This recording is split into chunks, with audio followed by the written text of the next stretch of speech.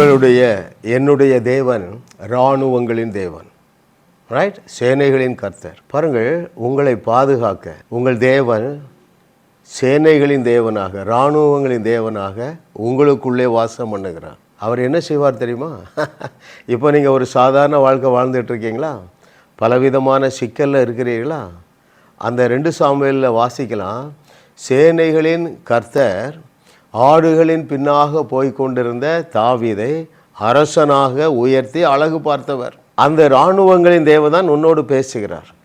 பாருங்கள், அந்த இராணுவங்களின் தேவன், சேனைகளின் கர்த்தர் என்று ஒரு 20க்கும் அதிகமான வசனங்களில் சேனைகளின் கர்த்தர், சேனைகளின் கர்த்தர், சேனைகளின் கர்த்தர் என்று அவர்களுக்கு நாமம் சூட்டப்பட்டிருக்கிறது.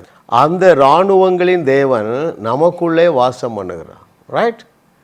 You are the carrier of the lord of host.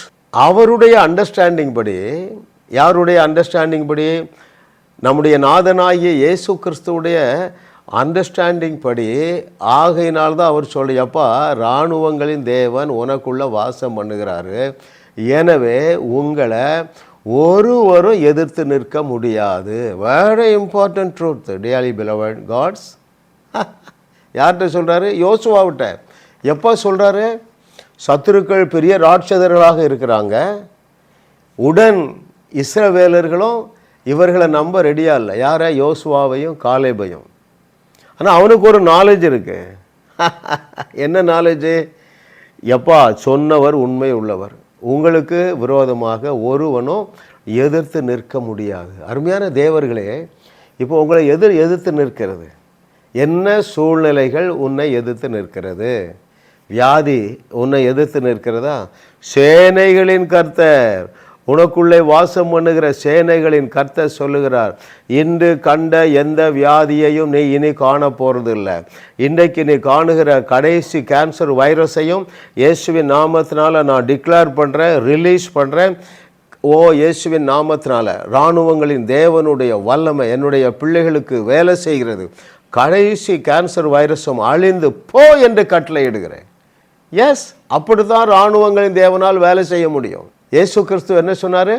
உங்களால் கூடாத காரியம் ஒன்றும் இராது. ஏன் சொன்னார் தெரியுமா?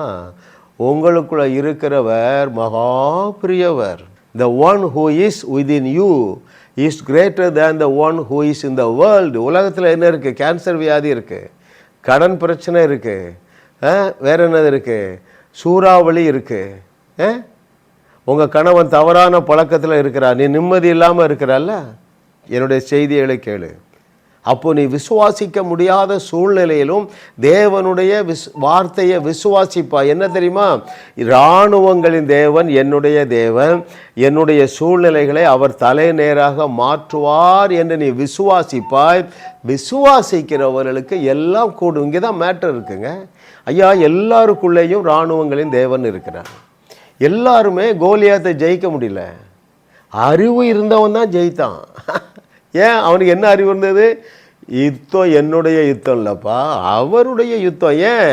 அவன் தெரியாமல் கை வச்சிட்டான். இஸ்ரவேலுடைய தேவனுடைய அந்த இராணுவத்தின் மேலே ராட்சதன் தெரியாமல் கை வச்சிட்டான்.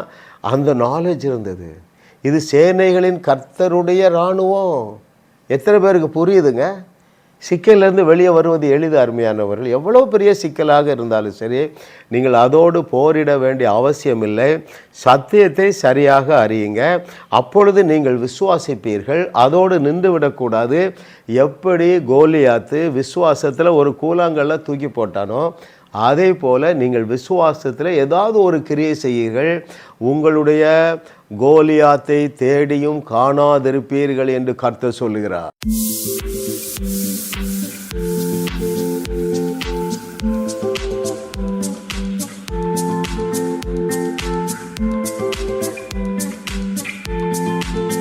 ஜாஸ் மினிஸ்ட்ரீஸ் யூடியூப் சேனலில் தொடர்ந்து செய்திகளை கேளுங்கள், சப்ஸ்கிரைப் செய்யுங்கள், வீடியோக்களை லைக் செய்து பலரோடும் பகிர்ந்து கொள்ளுங்கள். அவர்களும் ஆசீர்வதிக்கப்படட்டும்.